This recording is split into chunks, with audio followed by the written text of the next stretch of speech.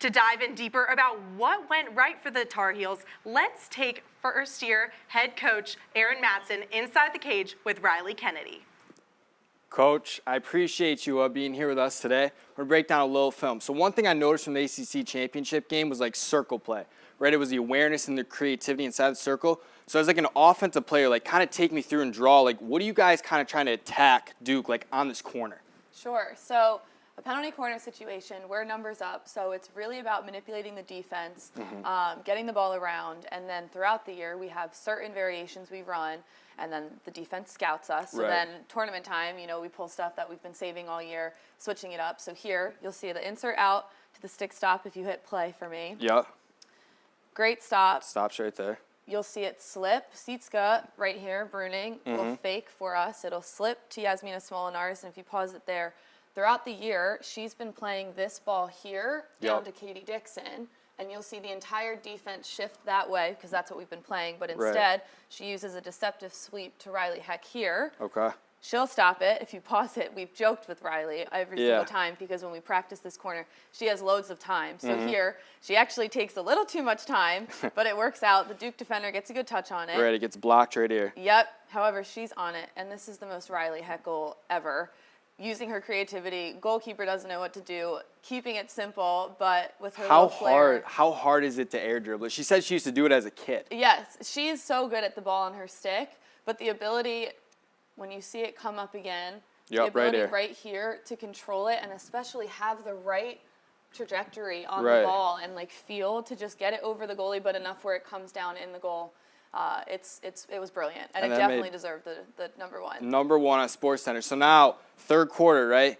So now Riley, she gets it between two defender sticks right on Duke, and then Charlie, right, she shields off her defender, gets right in front of her. How hard is it to get it through here? But then how good is it for Charlie to get right in front of her defender? Yeah, definitely. You'll see here if you pause it. Yep. 1, 2, 3, 4 Duke players converging on Riley. Everyone knows she on the ball is a threat. Right. So she's converging, and that leaves us with open numbers in the circle back here.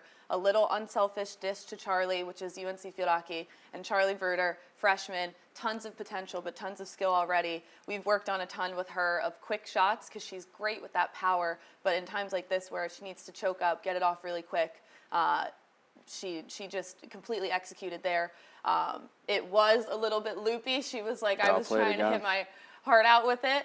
But, hey, on the score sheet, all it says is goal, and it doesn't need to be exactly perfect. That's right.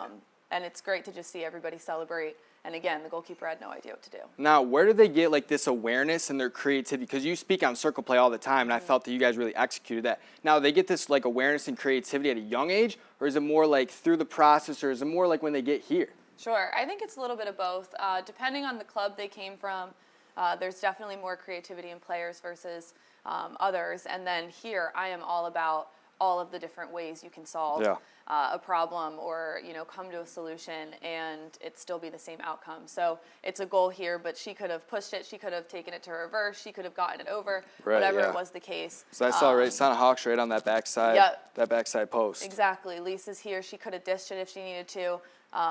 But whatever it takes to get the ball in the net is what we care about, and we have all of those conversations about the different ways to get there. So I love building that creativity and not, you know, telling them the exact way to do something, allowing them to discover that and play with things. And here, Charlie made the right decision. Now, Coach, you have to wait the matchup, right, of Sacred Heart and William Mary. How hard is that, right? You only have one day of practice. Is that hard from a scouting standpoint?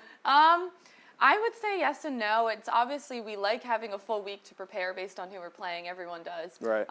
But at the same time, at this point in the season, we know if we're training to our strengths and playing our game and everything, it's going to be a good matchup no matter who we're playing. So definitely using this week to focus on what we're doing, focusing on us, and just getting better as us as a unit. And then when it's time to take into account another team's threats and opportunities and strengths and everything, then we'll get there. But we've done it before. We did it already this season, so it's no different. Awesome. Coach Matson, thank you for joining us in studio, breaking down some film. Hopefully we can do it again. Good luck, right, the rest of the way. Caroline, back to you guys at the desk.